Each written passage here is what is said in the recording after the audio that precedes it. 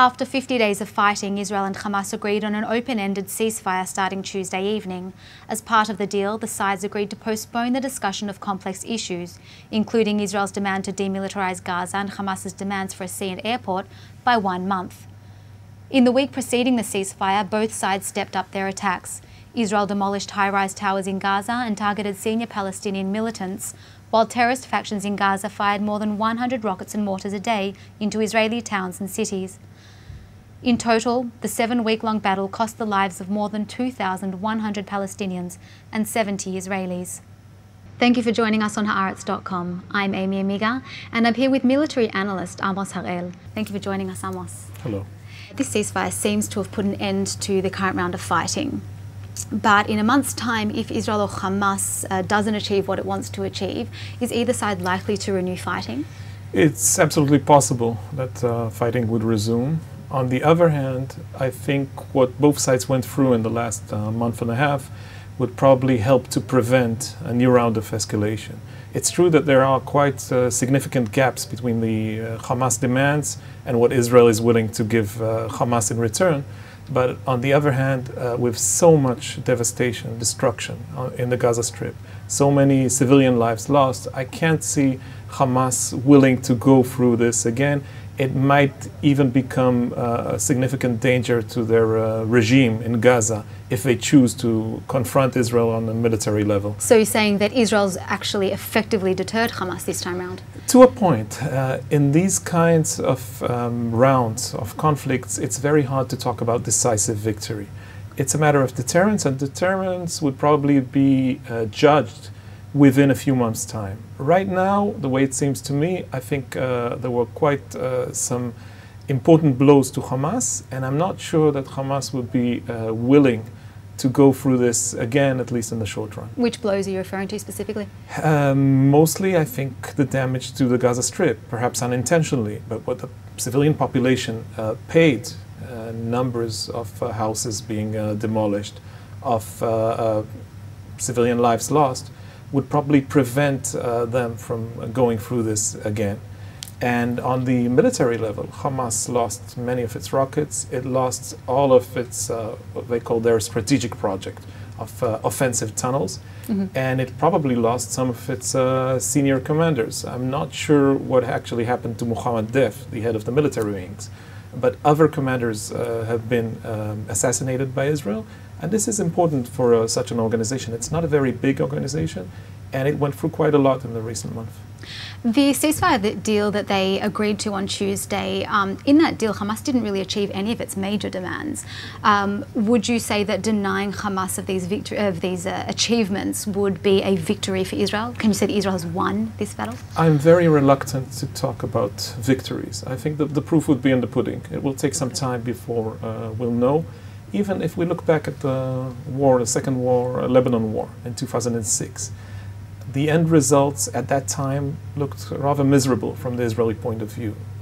And then 8 years later, we still have calm on the Lebanese border for many reasons, not all of them because the IDF necessarily performed so well there. This time, I think the IDF performed better. I think the Israeli leadership performed better than the Omid government of 2006. But evidently, it's still too soon to tell. We'll have to wait and see. My sense right now, neither side is willing to continue the fighting right now. Both sides are exhausted and are looking for a way out. According to an Israeli official, in the agreement they signed on Tuesday, there was no specific mention of monitoring the use of materials that get sent into Gaza. Does this mean that Hamas may be able to use those materials to rebuild its infrastructure, including tunnels? Hamas would probably be able to rebuild some of the tunnels, some of the bunkers, some of the bases, compounds, and so on. But what's mostly significant from my point of view is the matter of the rockets, and there it will be much more problematic. First of all, because most of the tunnels from Sinai, from Egypt, are blocked, and the Egyptians have a clear interest in preventing the smuggling from continuing. And it will probably be also difficult for Hamas to produce new weapons. Regarding the offensive tunnels, Israel would have to look much more carefully at that, and it should not allow a similar situation to occur. We could not have 32 offensive tunnels dug under our border like we had this time. So this danger would remain, but I assume the IDF would be much more careful to prevent a similar danger, at least at, these numbers, by being much more on top of things, by following this more carefully, by preparing operationally, by gathering intelligence. Some of this has been done, but we have to admit that Israel was surprised by the scope of this danger. Right. Some say that this war was futile, that Israel could have achieved what it achieved in Tuesday's ceasefire agreement months ago without having to engage in a war in the first place. Do you agree? I think most wars are futile, and I think that both sides could probably have avoided that. Israel could have been more generous before the war started. In what way?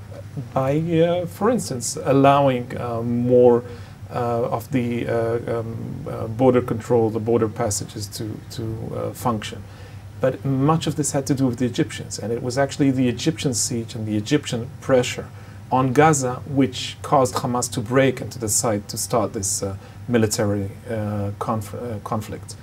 On the other hand, Khaled Meshal could probably have avoided most of the casualties in Gaza if he would have accepted after a week's time what the Egyptians were suggesting. And if you look at what Egypt suggested on, let's say, July 15th, July 21st, and compared to what has achieved, what it achieved yesterday, these are rather similar. It is the fact that Meshal was so stubborn about this that caused a lot of the suffering on the Gaza side. Do you think the Palestinian population in Gaza blames Meshal for that, or where would their position be? I think to begin with, the Gazans blame Israel. They see Israel as the enemy. It was Israeli warplanes that hit Gaza, and they blame Israel first and foremost. But other than that, I think that in time we will see more resistance towards Hamas in a few months' time, and people will start asking themselves questions, because Hamas took control of the Gaza Strip in 2007 after winning the elections in 2006.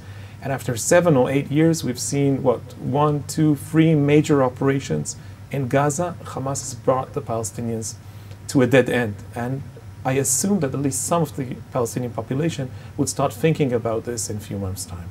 Right. Thank you very much for joining us, Amos Harel. Thank you. I'm Aimee Amiga, and you're on Haaretz.com.